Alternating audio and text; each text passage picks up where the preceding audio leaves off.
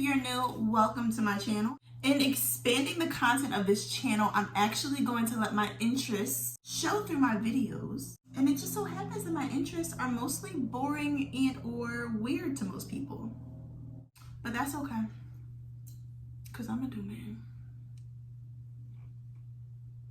So my last video was completely unrelated to veganism, but this one is, and it's, it's different. I enjoy learning about what goes on in the minds of crazy people, and I love incorporating that into my channel. I only did it in one video, but I had so much fun. So here I am again. Just a disclaimer, this is all information that I have found on the internet that I am compiling into a video for learning and educational purposes. That is it, and that is all. I'm a strong believer that how you treat animals typically relates to how you treat humans. Good people usually treat animals and humans well, whereas bad people usually treat animals and humans badly.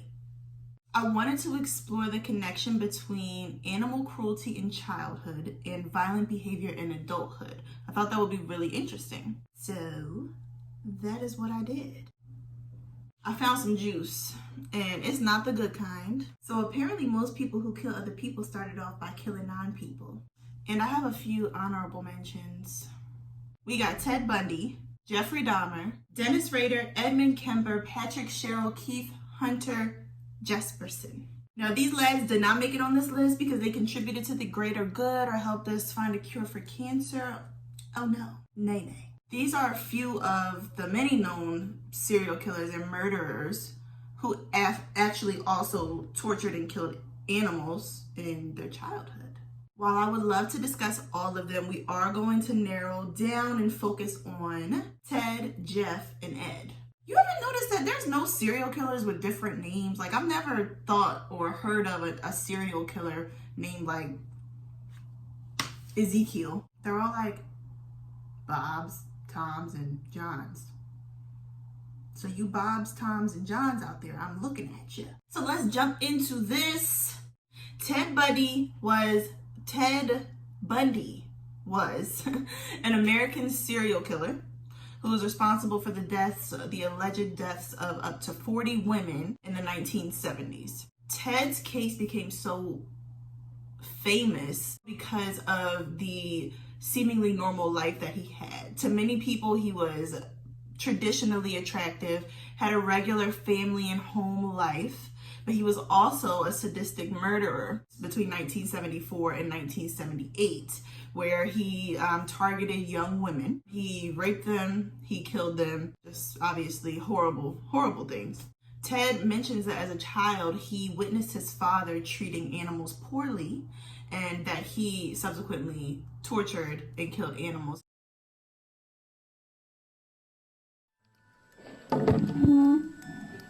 Well, can you hear that? I can hear it, yeah. Okay. I just said that the Hawkins girl's head was severed and taken up the road about 25 to 50 yards and buried in a location about 10 yards west of the road on a rocky hillside. Obviously very unfortunate, but his case is one of the most well-known, so that's why I wanted to mention him, because you probably have heard and have learned some things about Ted Bundy before. Up next is Jeffrey Dahmer. Oh, Jeff. This case is exhausting. Between the years of 1978 and 1991, Jeffrey Dahmer killed, raped, dismembered 17 men and boys, children and adults. He also was a necrophiliac and also was a cannibal. So those things are very important to note. Whew. Now, Jeffrey Dahmer was different because he wasn't a typical violent perpetrator. He would, have people come back to his home after a night out at the bar, or people he would meet on the street. Normal. He would have people come back at their own will, and he would actually drug them and then he would strangle them. So his victims typically did not have, there was no struggle involved. They didn't know that they were being killed because they were already asleep when he actually attacked them. So that's interesting that he had a very indirect way of murdering people. Not indirect, but a very non-confrontational way of murdering people. So here's a clip talking about how Jeffrey Dahmer's obsession with death kind of began. Jeff, do you remember your earliest experience and earliest interest, fascination with the inside of animals? Where that came from? In ninth grade, in biology class, we had the usual dissection of fetal pigs. I took the remains of that home and kept the skeleton of it. And I just started branching out, dogs, cats. I suppose it could have turned into a normal hobby like taxidermy, but it didn't. It veered off into...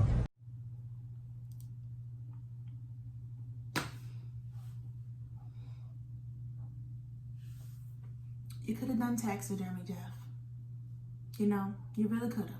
And last we have Edmund Kemper. Edmund Kemper was a serial killer, a rapist, a necrophiliac. He was all of the above. Now, this man was responsible for the deaths of 10 people, including, but not limited to, his grandparents on his father's side, both of them, and his own mother. The description of what he did to his mother's body after he killed her is very haunting. I don't think I'll ever be able to forget it because of how poignantly he speaks and how eloquent he is in describing the heinous things that he's done. Ed was a big old 6'9" tall, and he had a really good IQ of 145. So this man was bright. And his typical victims were female college students. So I'm assuming, I didn't get that far into the research, reading about all of his victims, but I'm assuming that aside from his grandparents and his mother, the other 7 victims were female college students. And he actually got the nickname the co-ed killer because of this. So he talks about how his childhood relates to his adulthood in the next clip here. And it's interesting because he can very vividly recall things from his childhood that, he connects the dots and says caused him to become the monster that he became. Why did you keep the heads? Why did you cut them off, and why did you keep them? Something out of my childhood. I could put it on an incident. I mean, my father chopping the heads off of our 2 pet chickens and my mother insisting that I eat them for dinner.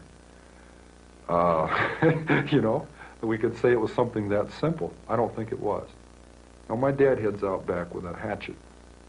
I got on my bike and I tried to stop it. I remember that. I got on the bike, rode around the block. I was crying. I haven't talked about that for a lot of years.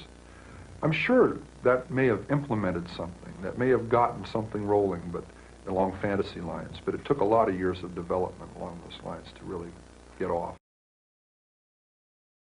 In this scholarly article right here, 87 different studies are reviewed and researched, and this scholarly article was able to come to the conclusion that there is a strong link between animal abuse in childhood and violence in adulthood, violence and anger and all of that in adulthood. So the fact that these 3 men were torturing and killing animals at such a young age, or at any age at all, was a huge red flag. And it's also noted that children who grow up in abusive households, surrounded by domestic violence and abuse of any kind, also typically abuse and torture and kill animals.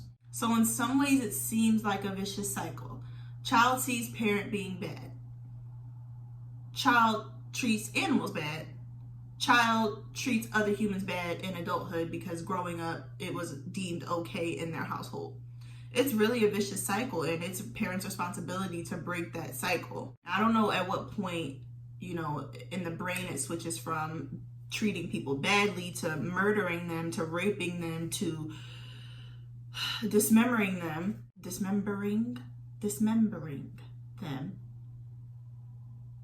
That is a very sinister word. Whoa. Jeez. Nonetheless, it happened at some point in the minds of these people that I am discussing with you today. So I went back to college, basically, is what it felt like when I was doing this research, because I learned about something called the social learning theory, which is fancy terminology for monkey see, monkey do. And the social learning theory argues that children and adolescents who engage in animal abusive behaviors and later against human victims are likely to have learned from their significant others, i.e., parents, family members, and peers, that intimidation and violence are appropriate means of social interaction. Woo, y'all, we gotta break the cycle. We gotta break the cycle. It says right here in the paper. You learn from the people around you. You learn from your parents first and foremost. You gotta break the cycle. Because people are growing up in abusive households, getting called names by their parents, getting treated horribly. Now, spanking your kids is a different thing. If you do that, that's your business. But I'm saying, you know, abusive households, which is very different from spanking your child. That is way too common. And clearly it has detrimental effects on people long term. You know, there's the majority of us who may live in a not ideal situation, but we still grow up to be normal or relatively normal. But then there's people like Jeffrey Dahmer and Ted Bundy who literally become monsters because of the childhood that they had. All of the people that I mentioned in their backstory, you'll see that they had, you know, some issues in their childhood which caused them to start killing animals and to start thinking terrible thoughts and to start killing people. So something I thought was interesting is that the article said that boys are typically more abusive or more violent than female children. I don't know why it took me so long to say that. That should not have been a difficult sentence. But, you know, the article blatantly says that early animal abuse is indicative of violence in adulthood, or indicative of the higher probability of violence in adulthood. So, yeah, we got it. That's it. I think I found what I was looking for. That's what I was looking for. Hopefully you learned something, or maybe even enjoyed this video if you're anything like me. If you made it all the way to the end, you are loyal. You really are, and I appreciate you. Thank you so much for watching. And I will catch you in the next video. Peace.